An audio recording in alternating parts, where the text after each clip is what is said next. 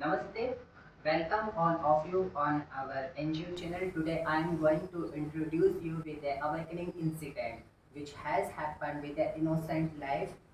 It is very sad that social media and some people comments are showing that she is a blind lover. Is she is really blind? What should you know for yourself? Let's understand it in her word in this interview.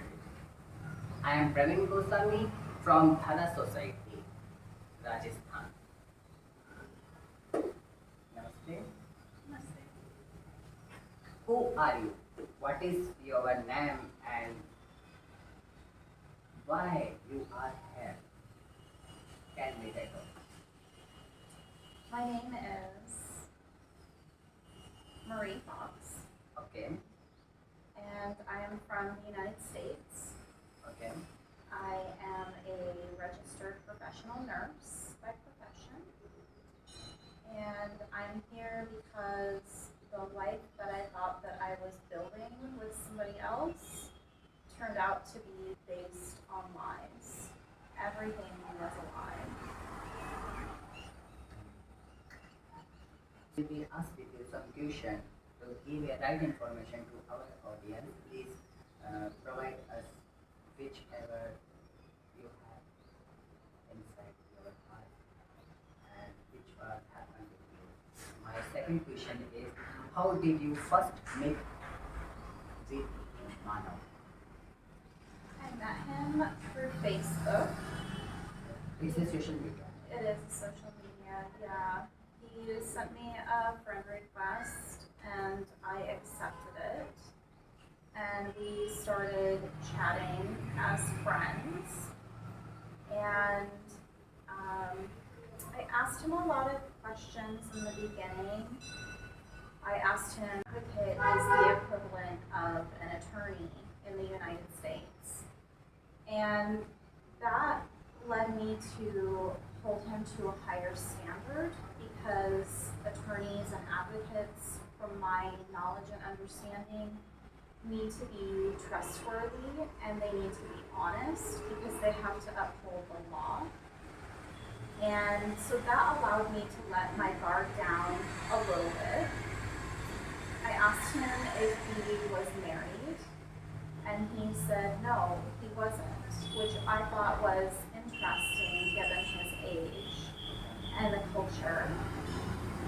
And he said that he did not believe in arranged marriages and that he was looking for a love marriage and it had to be with the right person. And I asked him if he had any children, and he said no. No. No children, no wife. His family, from what he was telling me, seemed pretty successful and prominent in the way that they were well educated. His father is a government advocate. His mother retired from banking, and his sister is a doctor. His sister is a doctor also. Sister is a doctor, yeah. And so with that background, I thought that his family was well educated and liberal minded. Manav did explain to me that it would be difficult for his family to accept this relationship. And so we chose to keep the relationship very quiet. I was concerned, my biggest concern was that his parents, I'm from a different culture and I'm white, and so I thought I wouldn't be as readily accepted into their family. And so I took his lead on not being public with the relationship. And within our relationship, it was established from the beginning that I was not looking for a person in terms of money or objects that they could buy me. I truly wanted just love. I wanted that true love with somebody else. And he had also told me that he wanted the same too. We both had expressed equally that within our societies, our opposites, so for me men, for him women, they tend to look for money, sex, whatever that they can get out of a relationship. And neither one of us wanted to have a relationship where people got something from one another. We wanted to have a relationship where we gave to one another true love. And it was very important for me to be in a relationship with somebody who had their own career and who seemed successful in their own career, not in terms of the money that they would make, but because that they would have no interest in the money that I brought to the relationship, because I have my own money. I don't need to rely on a man. What impressed you about my He take good care of me emotionally, and he knew what it is that I needed in a partner, and he was always available as much as he could be. He was often seeing clients, sometimes clients late at night, either new clients, returning clients. And so that gave me the signal that he is successful in his career and well supported by the community, which for me, again, is very important because I need my partner to be financially independent of me. Okay.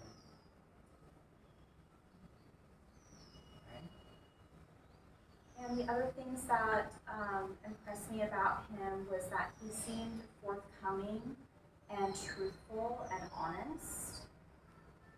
And he had this just wonderful way of loving me. And I felt more love with our connection than I had in past relationships. And that was really meaningful to me, and that was all that I was looking for, was that completion of that circle of love. And I felt like I got that from him.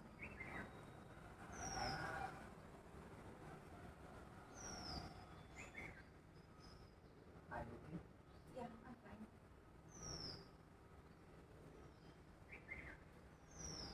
Yeah, it's still very, I'm still trying to wrap my head around everything because it's still so shocking to me, everything that happened. Because we have been talking and planning our lives together for about a year. And we've been in contact with each other for a little over a year. This is my second time coming to Rajasthan. My first time coming was for us to determine, is this really something that we both want? Do we really want to both move forward? And we have made the decision after my first visit here that yes, we wanted to move forward with marriage.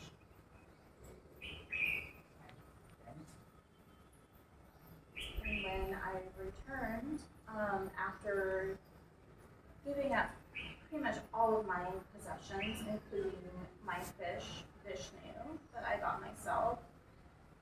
Vishnu was really important to me because Vishnu. Yeah. Your fish name Vishnu. Yeah. It's a Lord Vishnu. Yeah, I felt like Vishnu was the most appropriate name for my fish because that was his first incarnation. And Vishnu meant the world to me because I was living alone at the time and there just wasn't anything else in the apartment with me. And just to see Vishnu swimming around and hear little noises that he would make was so comforting, and it brought me a lot of joy to know that I wasn't completely alone in that apartment. So I had to give up Vishnu because I couldn't transport him across countries because of laws importing animals and fish. And so I left him with my friend Tina, and I'm very thankful that she was able to take care of him. But I also got rid of all of my possessions, which I didn't have very many possessions to begin with, but they were things that I had earned with my hard-earned money. And I also retired from my position. Manav had encouraged me to retire so that way I could move to India and I could be his wife. And he had indicated to me that once I moved to India and become his wife, I wouldn't need to work unless I wanted to. And I talked to him about different kinds of volunteer opportunities to keep myself busy and to get established within the community and create connections and friends. And he seemed very supportive that we were building together, even down to the smallest detail of how we would live our lives and how we would spend our time. And it was really important for both of us that God be involved in our lives and that we go to temple regularly, that we pray regularly, and that we welcome God into our marriage. He took me to a temple on the 15th of July. This is my second trip back to Rajasthan, and he married me in a secret ceremony. And then I have been asking him, when will I be able to come to the house? Because he had said that he purchased a house for us and was renovating and remodeling it for me, and was really excited for me to come home. In our home. In our home. In our home.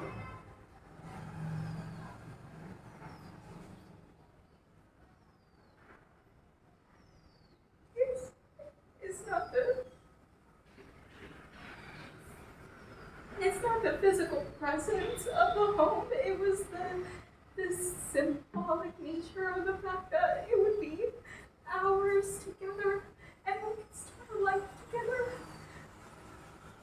and we could have this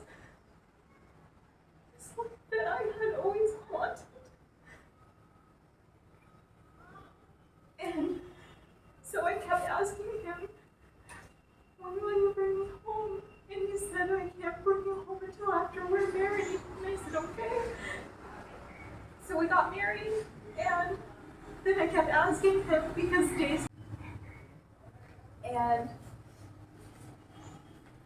thank you. And he said, yeah, I have the date. I'll bring you home on the 21st. And so I had everything that I owned packed up in suitcases. And we transported them over to our house. And when I got into the house, I discovered to my absolute shock that the woman that he had maintained this whole time to be his cousin. I kept asking him when he was going to bring me home, and he said that he couldn't bring me home until we got married. And so we got married, and then I kept asking him, okay, well now we're married, so when are you going to bring me to our home? And he said, okay, I have the date, and that'll be the 21st.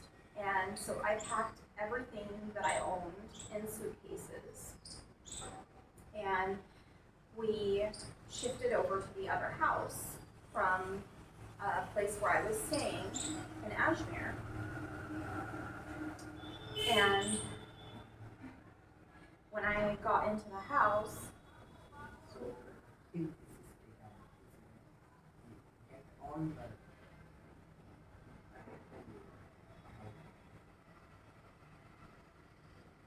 right?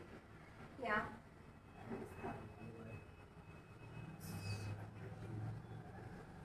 So my fourth question is, why did you not trust yourself when something felt wrong?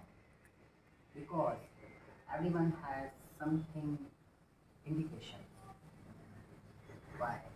Did you not trust yourself when something felt wrong? Something felt wrong a couple of times through our relationship. I noticed that he had a pattern of only calling me during times when he was driving. Okay. And so I asked him about that. And then he was able to switch it up and call me at times from the home or not when he was driving. And so he was able to alter his behavior based upon my observation. The other time that I felt something was really wrong was I found a picture of him and another woman on Facebook, and I had never seen him with another woman at all. And I looked closely at this picture, and I studied the body language of it because I didn't want to accuse him of something if I didn't have all the facts. And so I looked at his body language, and it's very professional looking. It doesn't look like he's showing a lot of emotion to this other woman. And this other woman has her legs turned in toward him, which in body language that signals that that is her primary interest when your legs are pointed towards someone. His legs were not pointed towards her. And so I sent him a screenshot of that picture, and I asked him, Manav, who is this woman? I asked him, who is this woman? And you have to be honest with me because I'm leaving my life here in the United States to be with you. I'm changing everything in my life to be with you. And so you have to tell me the truth, who this woman is. So it's his responsibility.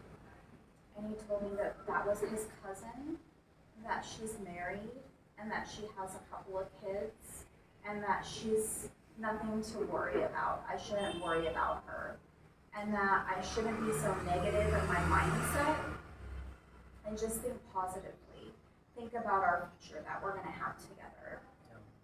And that was able to calm me down and get me thinking about the future that we were going to have together. He was always really good at being able to redirect my focus and my attention away from any concerns that I might have had onto the future that we were going to have together.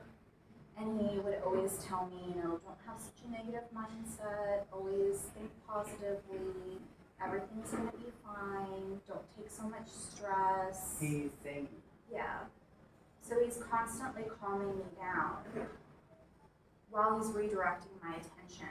And he's doing this in such a way that it makes me actually want more. so that is that point where you were saying there is something is wrong. Yeah. So our segregation is now what is the more difficult for you in this life after this incident?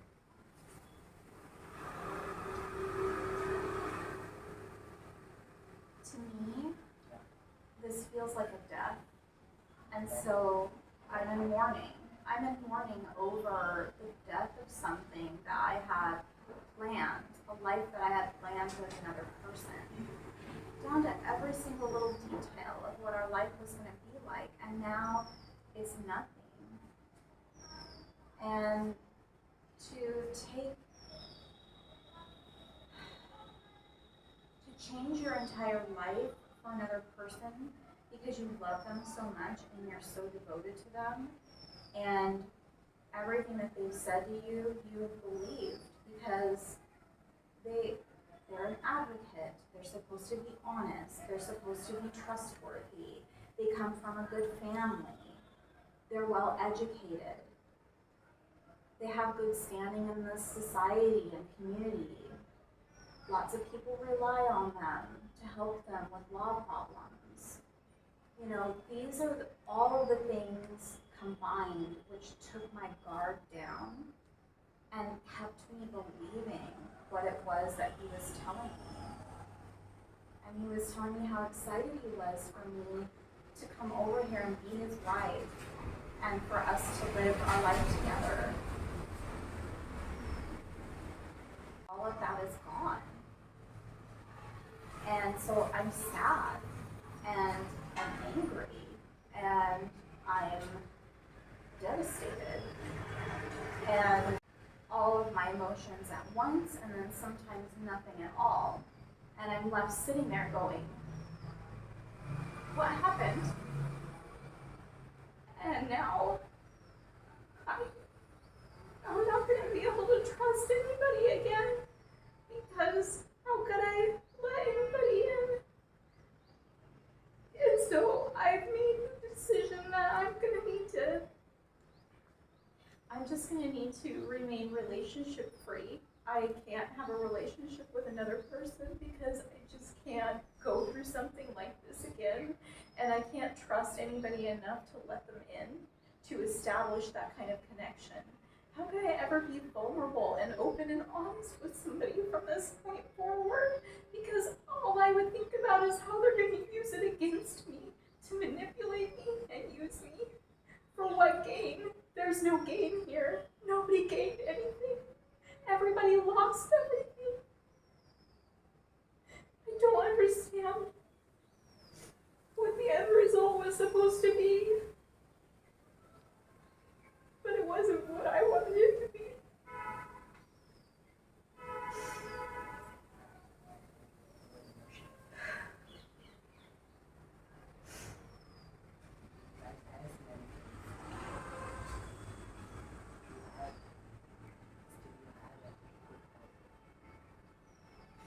I do, and I'm starting the process of redesigning my life, moving forward. All I can do is change how I move forward and be more vigilant and be better to myself about not letting people in. I think that's going to be my survival in the future, is to not let people in. You have seen, but has some good people also. I really have. And you know, this whole entire experience, it doesn't make me think badly of India at all. In fact, it makes me feel even more love for India, because from the moment that this incident happened, supported and loved and carried to safety again and again and again. And when I filed my police report, I was actually believed. People believed me. And when I was able to produce the evidence to see this report, you know, I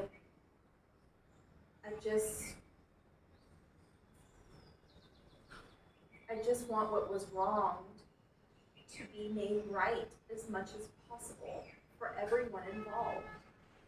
And I'm just so very thankful for everybody who has helped me and been there for me and given me such great advice, and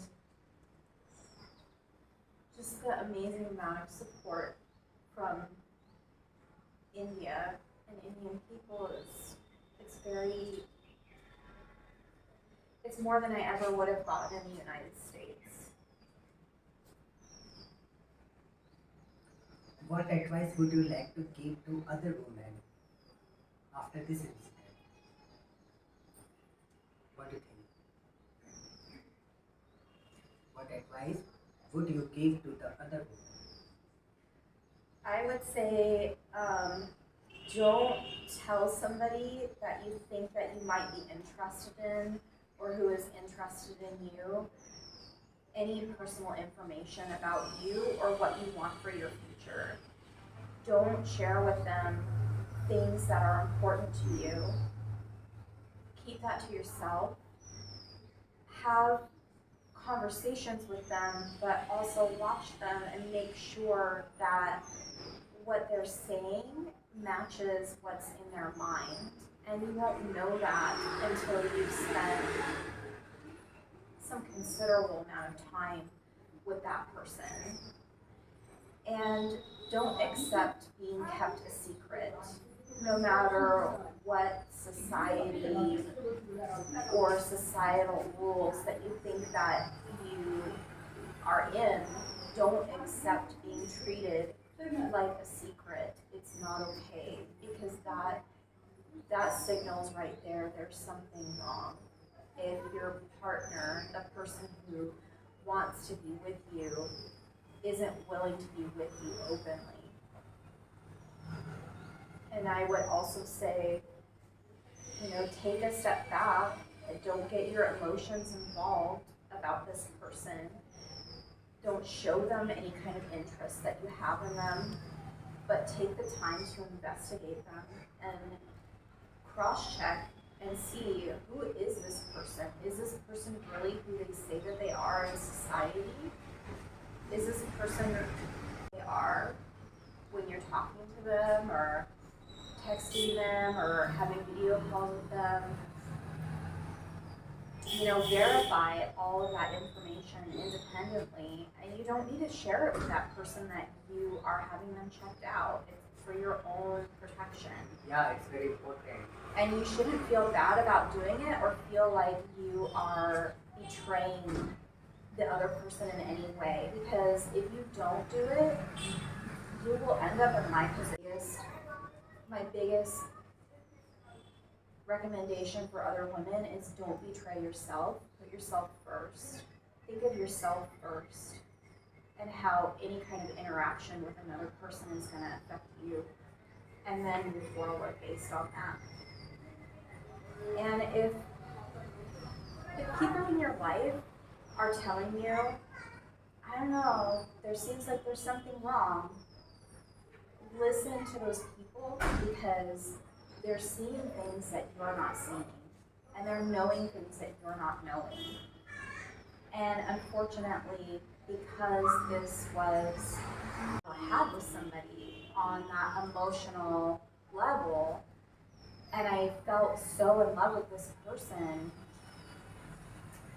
it made me want to protect this relationship very much, and so I did not accept the help or the offers or anything from other people to cross-check this, because I didn't want to betray this person. And again, in the end, the only person that I wound up betraying was myself. So I would say, you take all that advice, which is a lot, you'll be so much better off in the long run. You'll protect yourself so much more.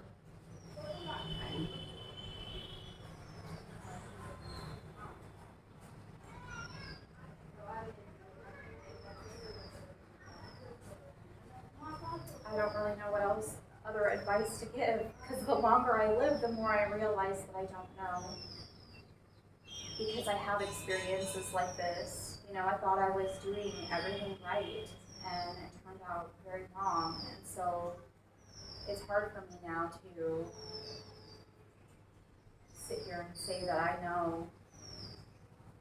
After this incident, you have understood that to have and pictures Yes. is also a good thing. Yes. It can help us to protect us against something wrong. Yeah, you never know when the memories that you're making with another person are going to be needed to use as evidence. And so it's important to take pictures of where you're at, share your location of where you're at all the time with at least several people that you trust. Make sure that your phone, Like trustable people who can like your wait. parents, Okay. or a friend of the same sex, like a girl that's a friend. So that way there's no chance of the other person, you limit that thought of, okay, well the other person might be trying to sabotage this relationship because they're interested in me, right? But if you share it with a girl that's a friend you don't have any kind of that kind of interest in, then you have that much more protection, a lot more when you're sharing with a girlfriend. And also, if you have a really close friend, share with them what you're doing, where you're going, send them pictures, send them live locations, show them what you're doing and let them into what's happening for you, especially if you're going to meet another person that you haven't ever met before. Don't become like an introvert person. Just to share about you with your someone who is trustable for you. If you will be do it, that can make you safe and secure. Some newspapers and some YouTubers are saying you have an attachment with Sanatan Dharma, Hinduism and culture, Indian culture also. So please tell them how do you have attachment with India and what is the reality about it. I can't really explain how my attachment started. It just started when I was really young. I grew up in a really small mountain community in the United States, and it was mainly Christian, and I just never had that connection with Christianity. And there was a small store in our community, and it was unlike any other store within our community, and this was an import store. This is not like a shop. Like a shop, yeah. And she would buy things from all over the world, but mainly she would buy things from India.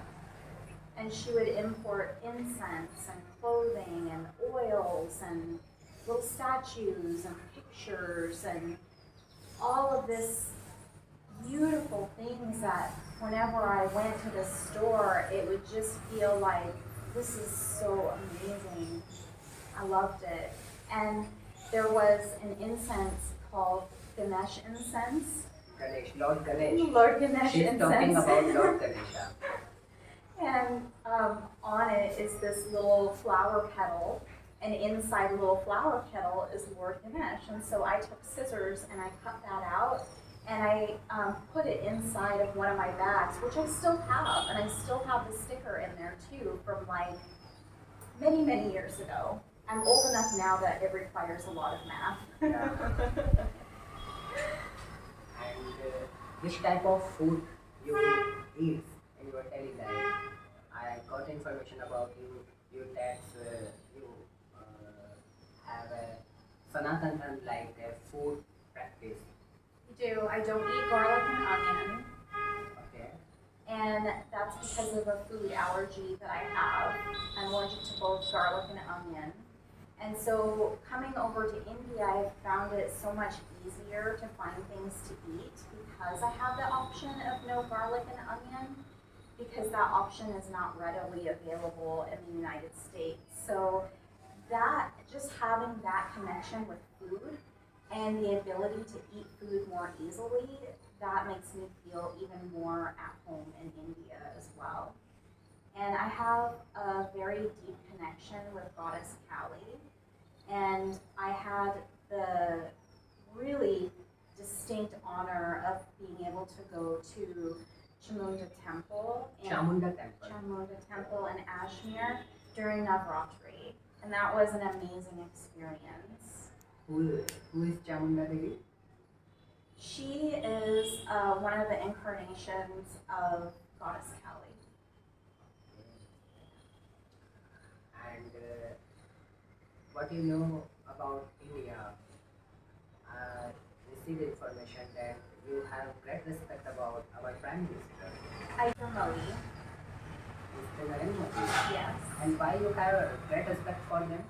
Because I love the way that he leads through service with humility, kindness, and he moves about quietly.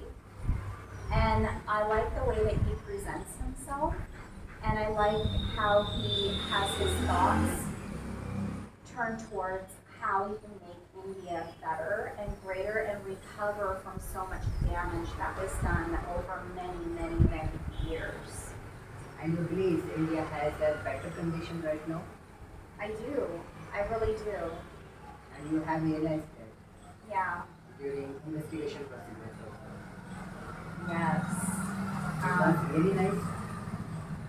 It was really amazing to be, number one, taken seriously. Okay. Number two, to have the ability to work openly with those who are asking for information from me. To develop those relationships and friendships with people, that was really important.